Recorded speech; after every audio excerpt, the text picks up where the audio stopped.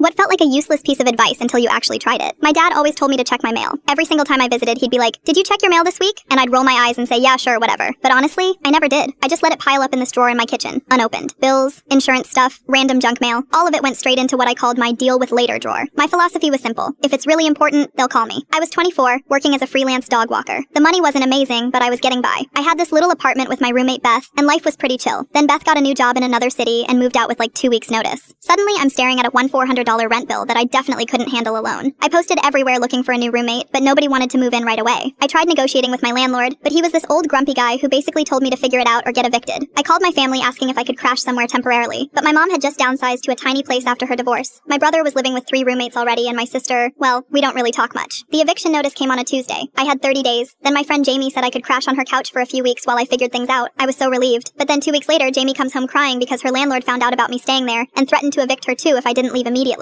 Apparently having unauthorized people living there was against her lease. So there I was, literally homeless at 24. I had my car and about $300 in my bank account. I spent the first night in a Walmart parking lot, just sitting in my driver's seat trying not to panic. The next few days were a blur of sleeping in my car, showering at the gym, and trying to figure out what the hell I was gonna do. I applied to like 20 apartments, but nobody would approve me without proof of steady income. I looked into shelters, but they were all full. I was spending my last money on gas and cheap food, watching my bank account get smaller every day. After about 2 weeks of this nightmare, I remembered I had some stuff in storage from when I moved out of my apartment. I figured maybe there was something I could sell. Old electronics, textbooks, whatever. I drove to the storage unit and started digging through boxes. That's when I found the mail drawer. I'd literally just grabbed the whole drawer and shoved it in storage without thinking about it. There it was, this pile of probably 6 months worth of unopened mail. I was so desperate, I thought maybe there was like a rebate check or something in there. I started tearing through envelopes, and most of it was exactly what I expected. Credit card offers, insurance updates, random promotional stuff, but then I saw this official-looking envelope from the Department of Revenue, State Treasurer's Office. The return address said Unclaimed Property Division. I almost threw it away because it looked like some scam thing, but I was literally sitting in a storage unit with nowhere to go, so I figured why not? I opened it up, and it was this letter saying they had unclaimed property in my name, and I needed to contact them to claim it. Apparently there was some kind of trust fund from my grandmother who died when I was like 8. I barely remembered her, but she had set up this small trust that was supposed to go to me when I turned 21. Problem was, nobody in my family knew about it, and when it tried to find me at my old address from college, the mail got returned. So it just sat there with the state for 3 years. The letter was dated 4 months ago. They'd been trying to reach me for months. I called the number the next morning from my car, and this really nice lady walked me through the whole process. I had to prove my identity with my social security card and driver's license, fill out some forms, and get them notarized. She said if everything checked out, I'd have the money in about 2 weeks. I was scared to get excited because it seemed too good to be true, but 2 weeks later, I checked my bank account, and there it was, $8,847. I literally cried in the parking lot of the bank. It wasn't life-changing money, but it was enough to get me back on my feet. I found a studio apartment, paid first month's rent and deposit, and even had enough left over to get some decent groceries and replace clothes that had gotten gross from living in my car. The crazy part is, if I had just opened my mail like my dad always told me to, I would have gotten that money months earlier and never would have been homeless in the first place. Now I check my